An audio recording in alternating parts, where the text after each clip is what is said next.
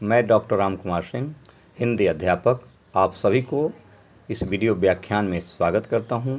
आज मैं केंद्रीय माध्यमिक शिक्षा बोर्ड द्वारा कक्षा 10वीं कोर्स अ के निर्धारित पाठ्यक्रम के अंतर्गत गोस्वामी तुलसीदास की काव्यगत विशेषताओं पर प्रकाश डाल रहा हूं। आप सभी शालीनता, शिष्टता एवं शालीनता के साथ सुनेंगे। भक्ति काल की राम भक्ति धारा के प्रमुख कवि गोस्वामी तुलसीदास का जन्म सन 1532 ईस्वी में उत्तर प्रदेश के बांदा जनकपुर के राजापुर गांव में हुआ था। सन 1923 में उनका देहावसान हो गया। भक्त कवि तुलसीदास हिंदी साहित्याकाश के ऐसे नक्षत्र हैं जिनकी आभा से साहित्य संसार कुछ न कुछ प्राप्त करते रहेगा। राम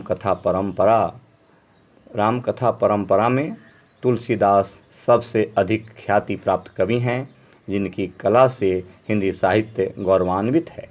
भारतीय धर्म, संस्कृति और साहित्य के संवाहक तुलसीदास ने मध्यकाल के संकट संकुल और पतनोन्मुख परिस्थिति में रामत्व का ऐसा आदर्श उपस्थित किया जिससे मंगल आशा की सिंदूरी किरणें फूट पड़ी।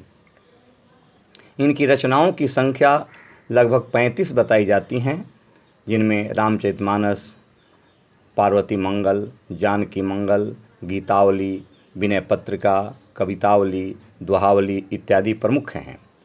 इनके ग्रंथों के आधार पर कहा जा सकता है कि इनमें प्रबंध, गीति और मुक्तक की रचना कला की अपार क्षमता थी। तुलसीदास ने भारतीय संस्कृति के नवनीत को सामने रखा है। विभिन्न ग्रंथों के मंथन और मनन का परिणाम है रामचरितमानस। भारतीय संस्कृति को इतना सरल और सुगम बनाकर जन जन तक पहुंचाना केवल इन्हीं से संभव था। यही कारण है कि समस्त उत्तर भारत को केवल एक ग्रंथ मानस ने एक सूत्र में बांध दिया था।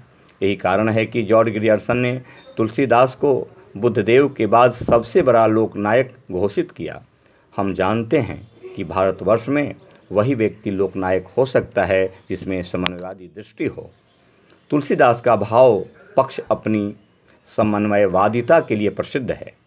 इनमें लोक और वेद की सारी मर्यादा सन्निहित है। राजा और प्रजा, गुरु और शिष्य, भाई और भाई, क्षत्रिय और ब्राह्मण, ब्राह्मण और क्षुद्र, सभ्य और असभ्य इत्यादि के समन्वय में भावों का उत्कर्ष अत्यंत ही मनोहर है।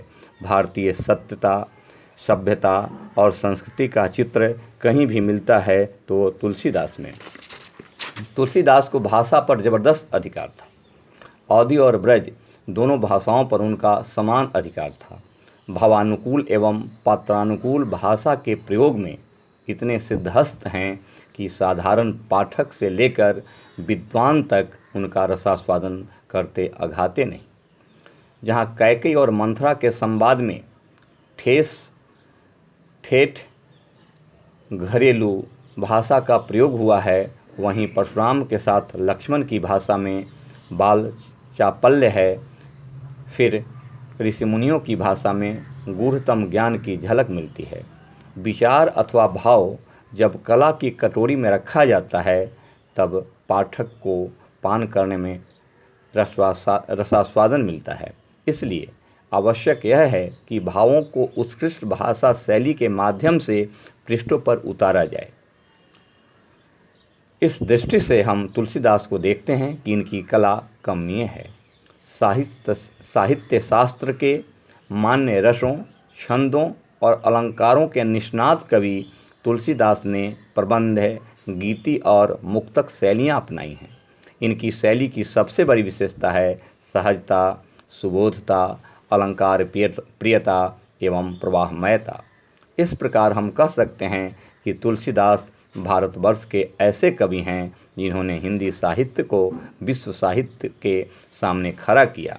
मार्मिकता, भावुकता, सांस्कृतिक चेतना और मानव मूल स्थापन में इनका कोई प्रतिद्वंदी नहीं। इतना होते हुए भी इन्होंने जो कुछ लिखा मात्र स्वांतः सुखाय के लिए लिखा। धन्यवाद। आज इतना है।